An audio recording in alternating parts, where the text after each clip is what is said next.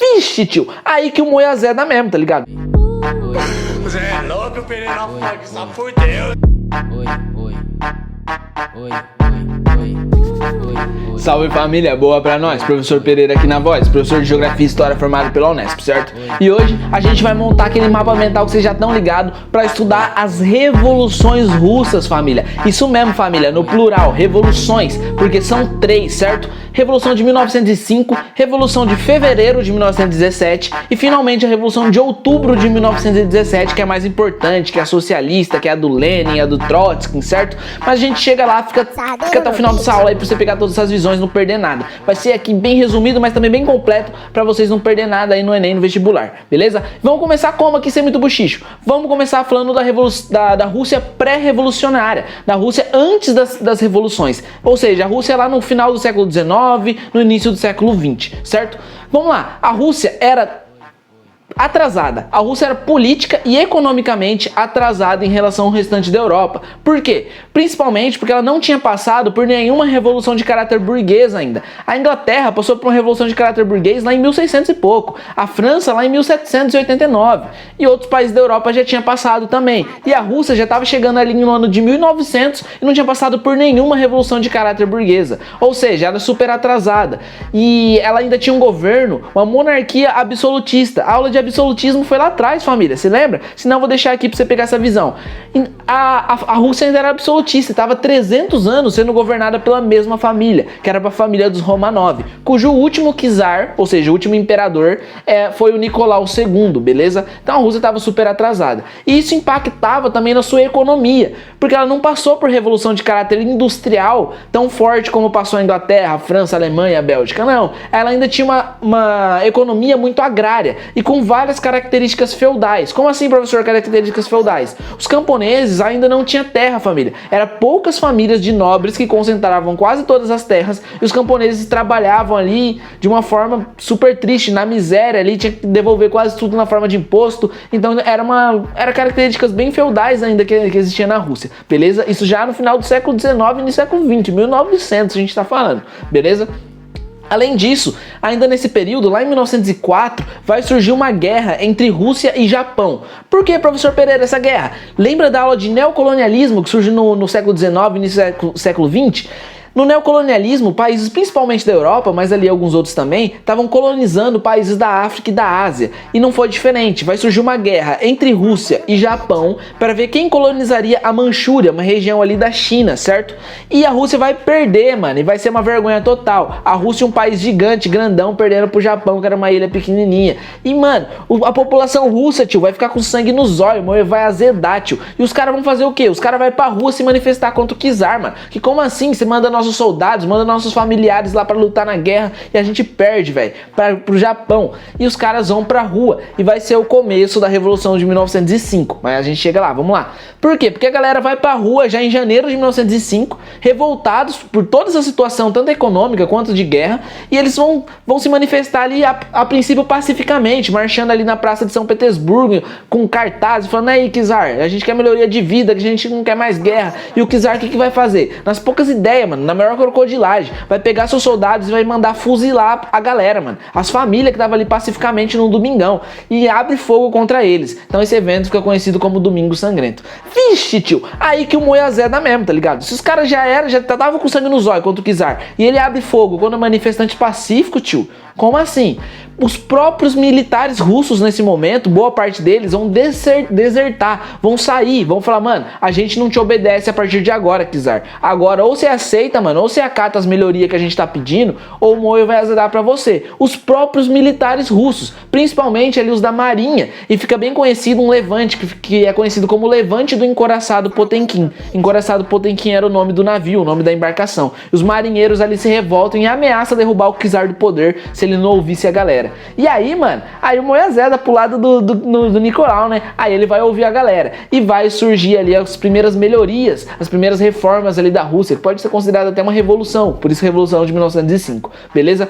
O que vai acontecer? Então o czar ali, o Nicolau II, o imperador, super pressionado no seu cargo, ele vai aceitar criar melhorias, como por exemplo vai surgir a primeira Constituição da Rússia, lá em 1905. Até então, a Rússia sequer tinha uma Constituição, certo? O czar continuou no poder? Continuou, mas agora ele tinha uma Constituição para seguir, e ele não podia quebrar as regras da Constituição, e tinha um parlamento para criar as regras agora. Então agora ele tinha que se submeter à Constituição, se submeter ao parlamento, que era chamado de Duma. Era o nome do parlamento russo, era Duma, certo? O Nicolau não fazia mais o que ele queria, como era aqui no período absolutista, certo? Além disso, outro ponto importante, vai surgir uma organização de trabalhadores e de militares de baixa patente que vai se chamar de sovietes, que era um conselho ali de trabalhadores, que eles vão ser uma organização política muito importante.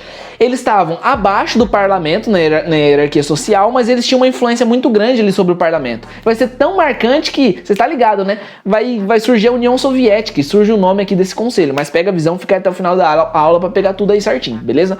Bom, a partir do momento que a gente tem um parlamento, vai surgir ideias, vão conflitar ideias, vão ser discutidas ideias. Até então, o Nicolau mandava, a galera obedecia. A partir do momento que tem um parlamento, surge pluralidade de ideias. E vai surgir dois principais partidos, que são os mencheviques e os bolcheviques. Família, pra quem já assistiu a aula de Revolução Francesa, tá ligado que é um processo parecido. Depois que eles criam um parlamento, surgem os jacobinos, os gerundinos. É um processo parecido aqui na Revolução Russa, só que agora a gente tem os mencheviques e os bolcheviques. Vamos pegar a visão de cada um deles? Vamos lá.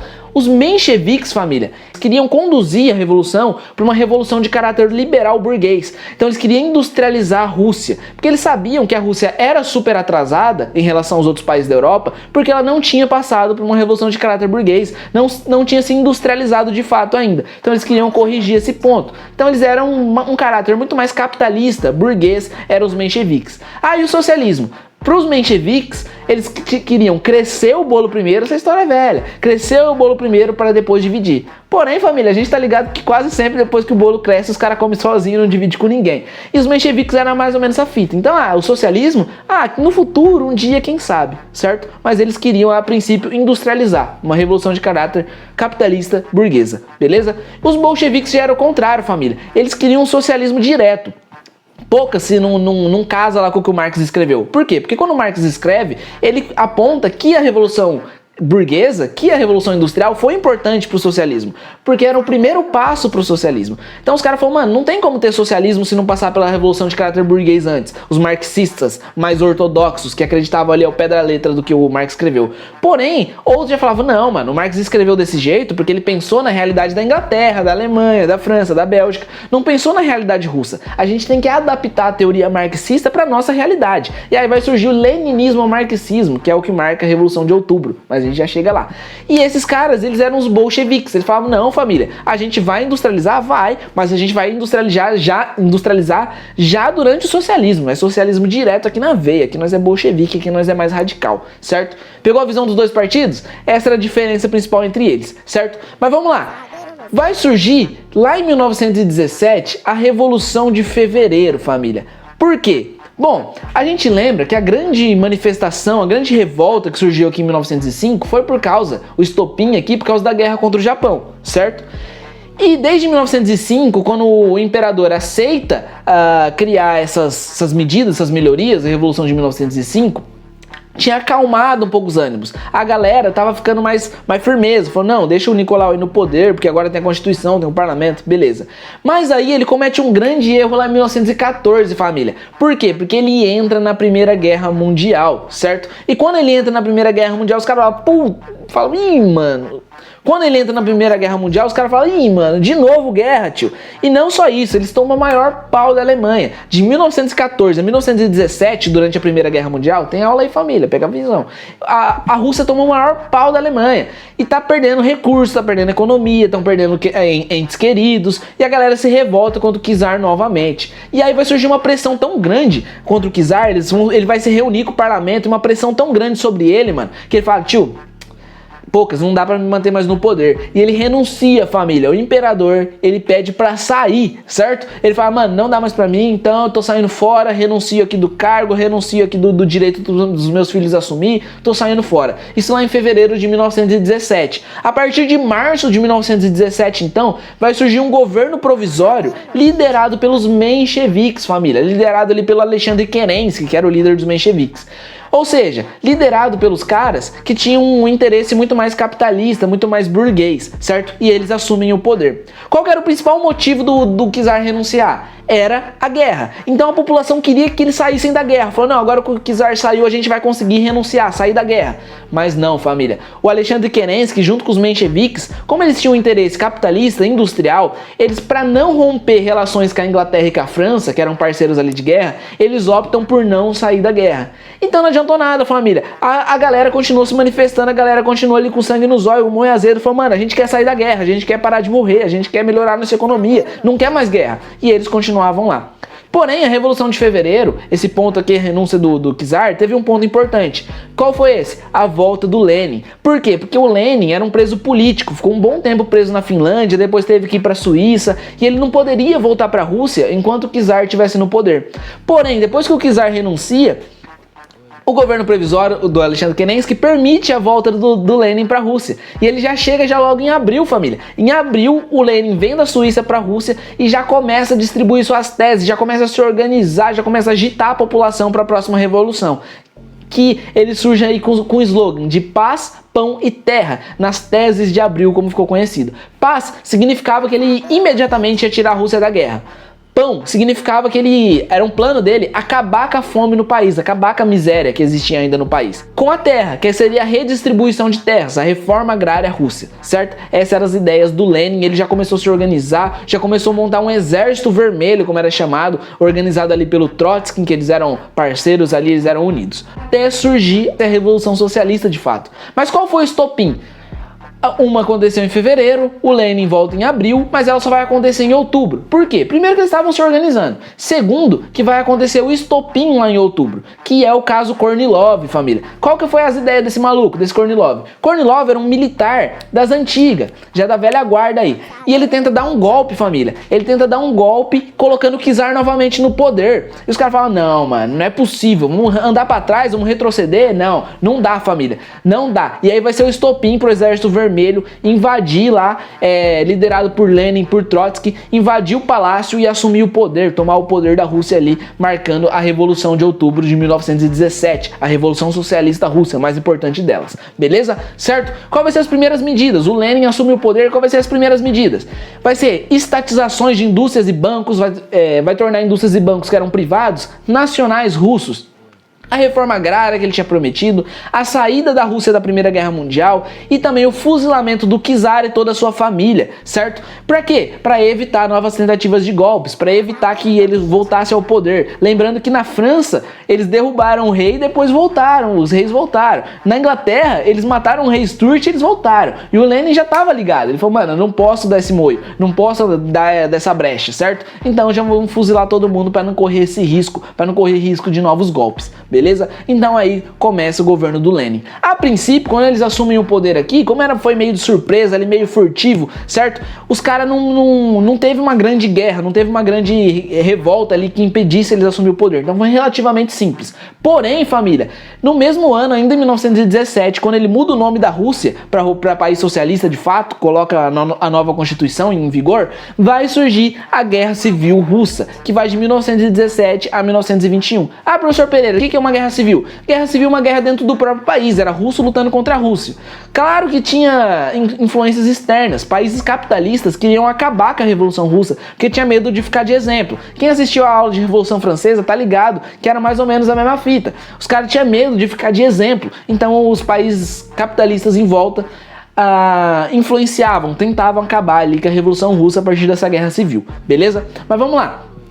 Ou seja, a economia russa já era atrasada, já passou por anos de guerra, tanto da Primeira Guerra Mundial quanto aqui da Guerra Civil, e ainda assim a Rússia sofre um bloqueio econômico. Os países capitalistas vizinhos proíbem qualquer país de comercializar com a Rússia. Pra quê? Pra estrangular a economia, pra tentar acabar com o regime socialista, estrangulando a economia. Ó as ideias dos caras, mano, deixa os caras, se os caras querem ser socialistas, deixa os caras viver a vida deles. Mas não, o Zé Povinho vai lá meter bloqueio econômico contra eles, ó que crocodilagem, certo? O que o Lenin vai fazer? O Lenin era um excelente governante e ele vai soltar uma frase que é o seguinte: a gente vai dar um passo para trás para dar 2 passos para frente. E ele vai permitir indústrias privadas de até 10, 15 funcionários, pequenas indústrias privadas ali, para acelerar o processo de criação da economia russa por algum tempo. Depois ele estatiza novamente ali com Stalin e tudo mais. Mas enfim, ele conseguiu se manter no poder, mesmo com bloqueio, mesmo com guerras, ele conseguiu manter a economia russa funcionando e prosperando, crescendo ali ano após ano, beleza? Com esse crescimento, já logo em 1923, ele vai criar a União Soviética, a União das Repúblicas Socialistas Soviéticas. Por quê? Porque agora já não era mais Rússia. Outros países vizinhos começam a aderir ao sistema, começam a aderir ao regime socialista. E não era mais só a Rússia. No auge da União Soviética, chega a ter aí 15 países integrando ali a sua união de repúblicas. E o Lenin era o secretário-geral que governava ali todos esses países como um mando maior, beleza? Surge então a famosa bandeirinha vermelha, com a foice com o martelo, que significava a união dos trabalhadores do campo com a união dos trabalhadores da cidade, beleza? Bom, o Lenin, já logo no começo da União Soviética, ele vai morrer em 1924. Não se sabe ainda muito bem, mas provavelmente de câncer. Ele já estava bem debilitado, todo mundo já sabia que ele ia morrer, e já surgia no bastidores uma disputa para quem assumiria ali o poder. Se seria Trotsky, o líder do Exército Vermelho, ou se seria Stalin, que era o secretário dos negócios internos, certo? De modo geral, o Trotsky ele queria uma revolução permanente, ele queria expandir cada vez mais a União Soviética, crescer cada vez mais, até vários países aderirem ao regime.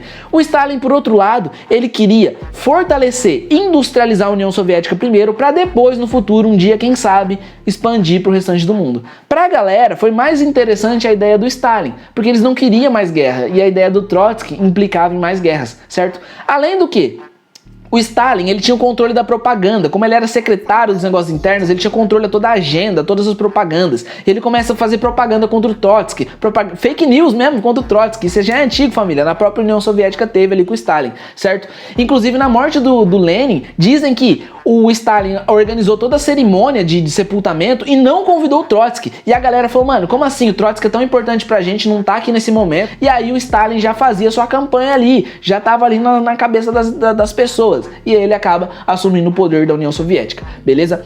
Bom, o Stalin, ele começa o seu governo com os chamados planos quinquenais, ou seja, ele ia traçar planos de 5 em 5 anos para a União Soviética. Planos, metas para serem alcançadas, principalmente focando na industrialização, na indústria pesada mesmo, família, certo? E vai dar certo? Família, vai dar muito certo, muito certo. Tanto que a palavra plano, planejamento, não era comum na política até então, e vai passar a ser comum na política a partir desse momento, a partir do Stalin, de tão certo que vai dar os planos quinquenais deles. Ou seja, economicamente, o Stalin foi incrível, economicamente, politicamente, em questão de direitos humanos é outras ideias, certo? Economicamente, o Stalin foi monstrão, família. Fez crescer muito. Um país que era agrário, que passou por guerra, que passou por bloqueio econômico, vai se tornar uma potência mundial que vai bater de frente com os Estados Unidos, família. Isso não é pouca coisa. Vai investir em industrialização, vai investir em crescimento econômico, vai investir em universidade, vai lançar satélite, foguete. Vixe, o cara faz crescer muito. O Hobsbawm chega a apontar que mesmo durante a crise de 1919, que a gente vai ter aula, vou deixar aí pra vocês, a União Soviética crescia a um ritmo de 300% a cada plano quinquenal, e além disso não tinha desemprego, os caras viviam ali, tava na paz, e as ideias socialistas se expandiam pro resto do mundo, porque todo mundo falava, mano, que isso, tio, os caras tá crescendo muito rápido. Esse foi o Stalin no poder, certo? Outro ponto importante, que ele vai ser importantíssimo para a derrota dos nazistas. A União Soviética foi muito importante, talvez o país mais importante para a derrota dos nazistas na Segunda Guerra, certo?